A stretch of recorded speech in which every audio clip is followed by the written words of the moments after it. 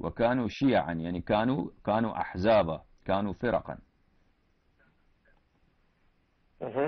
وأيضا في القرآن الكريم: وإن من شيعته لإبراهيم عليه الصلاة والسلام. وإن من شيعته لإبراهيم عليه السلام.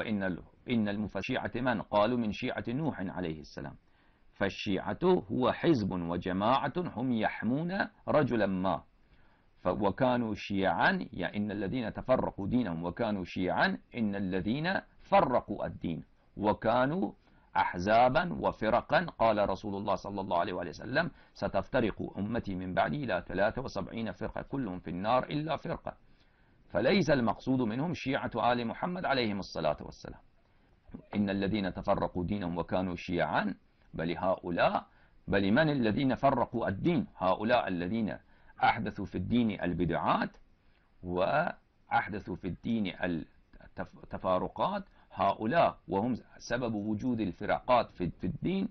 بل إن هؤلاء الناس لست منهم في شيء، إنهم على الضلالة. ليس معناه أن كلمة الشيعة وأن المقصود هو شيعة آل محمد عليهم الصلاة والسلام.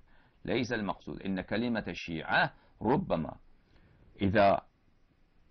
إذا كان مضافا إلى الأولياء والأنبياء فإنها حزب منصور ومؤيد من الله تبارك وتعالى. وإذا لم يكن يضاف إليهم فنعم، شيعة من؟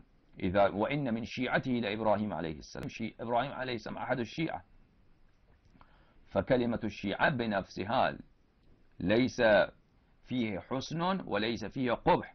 إذا كان الشيعة شيعة آل محمد عليهم السلام فهم حزب الله، فإن حزب الله هم الغالبون وهم الفرقة الناجية.